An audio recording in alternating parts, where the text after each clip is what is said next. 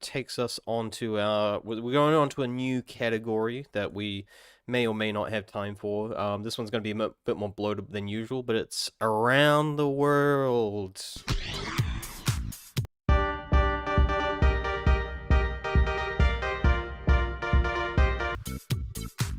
Ooh, I like this music. I know. That's good. Around the world, around the world. But yeah, so this week's got a little subcategory, guys. It's called What Really Happened on the 10th of September. So let's get into it. What Oh, you were going to put it up. I pulled it up. What Fucking really hell. happened on the 10th of September? Let's go through it. As we all know, it was a very eventful day, the 10th of September. So we're just gonna go through it. Just what happened throughout the world. And first off, the most obvious thing is there was a big tragedy in Mexico. A gas blast, a tanker that killed 8 people. As of today. Jesus. Yeah, well, initially it was 3 to 4, and so I saw video of this, like Wow. candid video of like after the fact. So I've got some non-gory video later on, but I've seen like the on the ground initial aftermath, and we're talking about people whose clothes have literally been burned off their body. They've probably got several degrees of burns on their skin. And they were probably just running off like adrenaline. Like these people were bleeding all around, and in fact, we'll just go into it right now. I got some video here just showing the site of the explosion. So as you can see, the gas sort of escaped. The gas is all around here, escaping, and then it explodes later on. So you can see it was like a cloud on the ground. Holy almost looked like fog. Yeah, it does. Yes. Oh my god, wow. That's horrific. Mm-hmm. God, imagine just thinking there's a bit of fog. Yeah. I've got an even more, like, up close, like, this is like a passenger bus or just train, happened. this next one. That shows you sort of what it was like on a passenger vehicle that was, like, right above it. There's the clouds. Holy shit! Yeah. Wow, that's... Oh, Yeah. That's like some movie shit. I know, it was insane, and this is all from just one truck. As you can see, that's the truck there. Yeah, and you see that's the front cabin. It's gone. There's no more truck. What cabin? Left. What exactly, fucking cabin? Exactly. But Holy yeah, shit. Thursday, after the crash, an explosion of a tanker truck a day earlier on Mexico City Highway that killed at least 8 people and injured 90.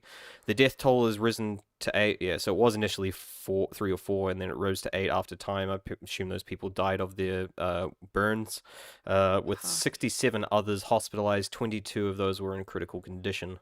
So, yeah, that was our first big event that actually went on that day, and, it was a doozy.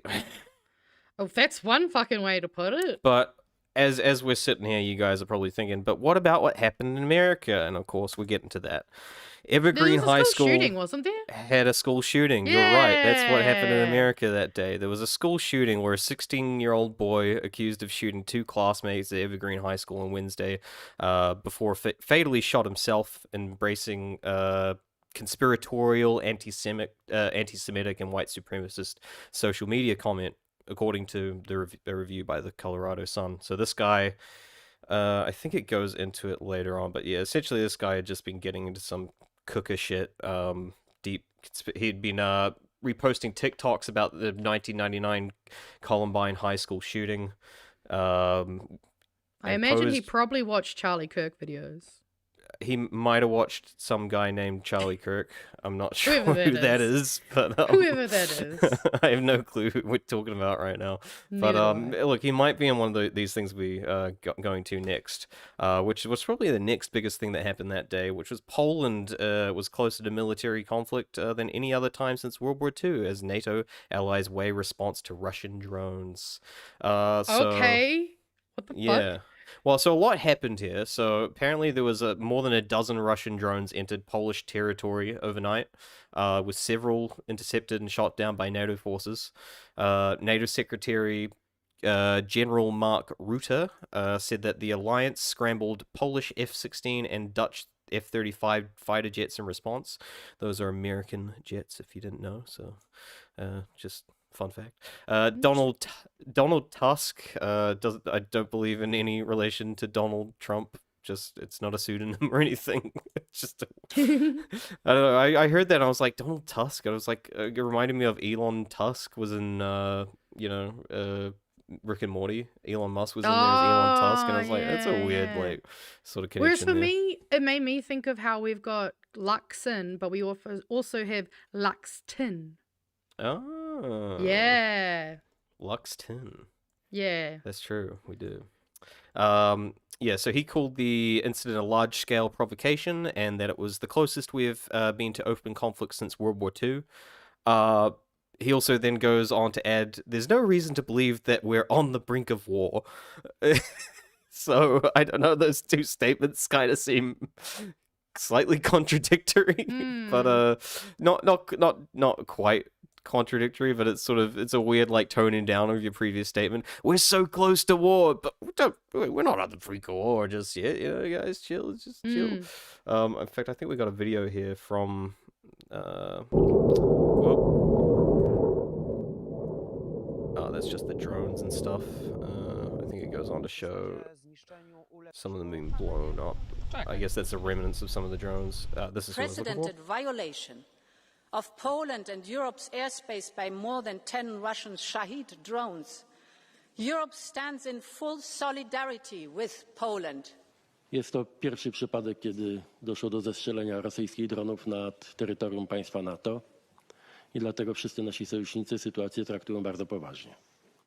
Yeah, and so Poland then went to invoke NATO Article 4, which, for those that don't know, Article 4 is like, we got to talk about this, guys. Shit's going down, and we got to talk about it. So there's nothing more to it as of now. I don't think there's been any development since Article 4 was called, but essentially now that they have to do like a big NATO summit call thing and all. Oh, is it pronounced Tusk? Apparently, yes. Well, I didn't write that Hey, down. I mean, now we know. I thought it was obvious. I was like, surely it's just Tusk, Well, it depends right? on whatever the language of origin is. Yeah, but there were no accents or anything, so I was like, surely not. Anyway. But, yeah, so that's that. I believe there's been no development since then. But, you guys thinking that's probably terrifying. that's not no one died. You're right, no one died. People did die from a lot of attacks from Israel. So by October 10th, September 10th, Israel had attacked 6 countries in the past 72 hours. Fucking hell, man. It's like you don't have to make it a race. I know, it's like they're trying to make everyone hate them. So as you can see a little map here of all the places they attacked. One of them is maybe alleged at this point. We still don't know. But yeah, Israel continues to bombard Gaza with attacks. Attacks across Gaza have killed at least 150 people and injured more than 540 others since Monday the 8th. So that was within that 2-day period. In fact, I think in the next article, just have a little bit of a video here, just because.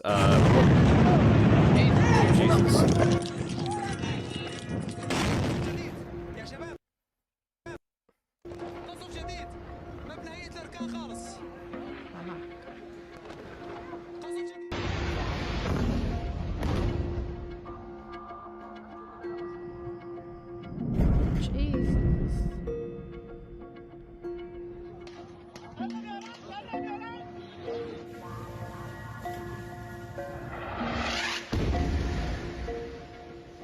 Wow. Yeah, so I think for the first time they actually made a request for the evacuation of the entire city of Gaza. So there was no like safe space in Gaza, and everyone had to leave apparently, the entire city. Wow. Yep. Despite a truce, Israel was bombing Lebanon and killing at least 5 people. So they had a truce with those guys. They were like, we won't attack you. And they bombed them anyway. Killed at least 5 people there. On Monday night, Israeli warplanes struck several sites in Syria. This is last Monday, FYI. A Gaza flotilla was attacked twice off the coast of Tunisia. Now, this claim is still a little dubious. We don't know much about it. We just have sort of some. There's a lot of back and forth going on with this one, whether or not it was like some accidental flares shot from people in Tunisia on the coast or other people from boats. And it does. You are questioning a little bit because it is pretty far from Israel, so there is some reason for doubt there. I believe the Tunisia government did come out and say we don't think Israel did it, but look, it wouldn't be the first time a government's lied on official stuff that's happened. So we don't know much about it. We just have video of like these fireballs falling on these boats, two separate incidents, I believe, and we don't really know where they came from. But the people on the flotilla, and that's the flotilla that what's her name? Greta Thunberg. Greta Thunberg is doing, and yeah, so those reports came from those people directly. Yes, but there's some. yeah, so that one maybe they didn't do it out of 6 places they attacked. Out of all of them. Maybe they didn't do that one, but especially with the people who are sort of fighting back against it are saying, do you have footage of Israeli planes and stuff flying over border? But it's like, well, yeah, but you also don't have footage of someone firing a flare at the fucking boat like you claim. So either side on this case doesn't really have direct evidence of it being Israel or being someone else. So it is a bit of a question mark as to what happened. But I'll put it this way: I'm not trusting Israel. I mean, we know that we can't trust those motherfuckers. So. Yeah. I mean, they are. yeah. It's just funny that they keep trying to pretend like they're good guys. It's like, my guy. Yep. You are the one thing that links all of these countries together right now. Yep. And even once like Maybe so you're the problem. Qatar, they did actually have Hamas leaders in Qatar. Qatar, I believe, had told Israel, hey, we're hosting these people, and is at the request of the US to try and work something out. So Qatar's like, hey, bro, I'm kind of trying to do something here, just like help out this situation. What the fuck? So yeah, they attacked them, and Israel also attacked Yemen's capital, targeting Houthi positions. Who knows whether they were or not? Fuck knows at this point. But yeah. Yeah. Some more exciting stuff going on 10th of September, as we can see. There was also some stuff going on this is Congo. Sorry, this is South Sudan, actually. This is Maridi. This is oh god. At least 7 soldiers with the South Sudan's People Defense Forces were killed and 1 injured following an early morning attack by suspected Sudan People's Liberation Army in opposition. The assault occurred around 5 a.m. in Monubu village. And I don't really have much more to it than that, but I thought whilst, we were on the subject of horrible things happening this day, this sort of fit in, 7 people died. I thought that was of note. Oh yeah. It could have been one Absolutely. person, but no, this was 7. So, I thought this is worth bringing up. And that brings us on to the Congo, where you thought 7 weren't much. This is at least 93 people killed in 2 separate boating incidents in northwestern DR Congo. Yeah, and these are completely unrelated too. So it's just like it's like 2 days apart that these freak accidents happened. Wow. Yeah, it's crazy. So the accidents happened on Wednesday and Thursday, about 150 kilometers apart. One boat was nearly 500 passengers caught fire and capsized on Thursday evening, killing 107 people. 209 survivors were rescued, thankfully. So that was, I think, like a close by fishing boat was like the main thing that came to help them. Some big fishing boat, and a bunch of people got rescued on that. A day earlier, in a separate accident, a motorized boat capsized, killing at least 86 people. Most of them were students, state media reported. Several people were missing, but the reports did not give a figure on how many. So, big tragedies going on 10th of October. And I don't know why, but people have not been talking about this. It's really not been that highlighted in the media. I don't know why people haven't been talking about it. Maybe people just had enough of killing and violence and all that stuff, but If only. If only. Which goes on to Congo's again being hit with Ebola. So on What the Wednesday, fuck? 10th of September. Yep. So this is a town that actually had to get locked down because they've had a outbreak of Ebola, which is their first within quite a while. Let's see. Towns affected by Congo's latest Ebola outbreak have erected checkpoints to restrict population movements. Health Ministry last week declared the country's first Ebola outbreak within 3 years. So that's their first outbreak within 3 years, with 28 suspected cases and 15 deaths. It's the first outbreak within this country's Kasai province. I'm not sure how you pronounce that, but this area where it is since 2008. So it's been almost 20 years in this place without Ebola showing up in this area or town. Congo's a big place, by the way, if you guys didn't know. It's like the heart of Africa. So yeah, more horrible stuff going on in Congo there. And fortunately, well, I wish I could. Cybo's actually got a good point too. I wonder Yeah? if the Ebola outbreak has anything to do with the USA shutdown. It could do. I don't. I mean, I don't know if we'd necessarily be able to directly find that now, but Yeah. it would be interesting. To Let's see. probably Several look aid into. workers have voiced concern that the Congo, which has experienced more than a dozen Ebola outbreaks, could struggle to mount an effective response in the time given due to cuts from foreign assistance and the dismantling there of the we go. U.S. Agency for International Development under President Donald Trump. So thank you for bringing that up, Right? Cyber Goblin. Yes. So Shout out. you are right. That is something that they're alleging was directly as a result, potentially from. I So mean, thanks, Trump. it makes sense, you know. But it's still not over for the Congo. Congo's had a bad Fucking hell, week. man. I know. Well, it's a lot of stuff going on in the Congo. It's not a great place to live. Sad to say at the moment. It's a lot of stuff going on in the Congo, and this was just 2 attacks by Islamist State affiliated rebel in Congo climbs to 89. Yeah, so this is technically from the 8th and 9th, but I thought I'd just bring it up just to show, because Congo's had a rough time. They deserve some platforming for the trials and tribulations they're going through. I just thought there's some guy in the corner here. I don't know who that is, but yeah, but just guys, keep the people of the Congo in your mind. Keep them in your prayers, thoughts and prayers, as people say. Yeah, let's move on from that. Back to the Europe side of thing. We've got Russian airstrike on eastern Ukraine village kills 24 pensioners. So there were a bunch of people, old people, lining up for pensions, and they just got fuck? and they just got bombed by Russia. According to Zelensky. Zelensky said a guided bomb had struck the village of Irova, about 24 kilometers from the city of Slaviansk. Probably horribly butchered that. And, quote, directly on people, ordinary civilians, at the very moment when pensioners were being dispersed. Yeah, 24 people were killed and another 19 were wounded. Again, I don't even get why target old people. It's not like they can do much to fight back. Fucking hell. God, demoralize. that's I don't know. Fuck knows. Yeah, just kill them for funsies. Maybe there was what food it in looks there. like. Yeah, I don't know. Oh, yeah. you know what? It was probably Hamas agents. Ah, yeah, they That's probably what it it was Israel did it. Yeah. Fuck. Moving on, we're on to South Africa, another place that's had a hard time of it. 6 shot dead in 2 days as Cape Town reels from gang violence. So 6 people have been shot dead in 2 days in a crime-plagued area of Cape Town, adding to the death toll in a city already reeling from the scourge of gang-related violence.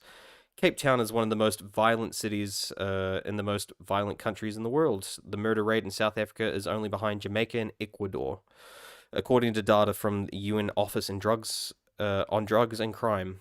Last year, Cape Town had the 2nd highest murder rate of any municipality in South Africa, behind Nelson Mandela Bay, and the 16th highest globally. Police Minister Feroz Chachilia. I couldn't really do that.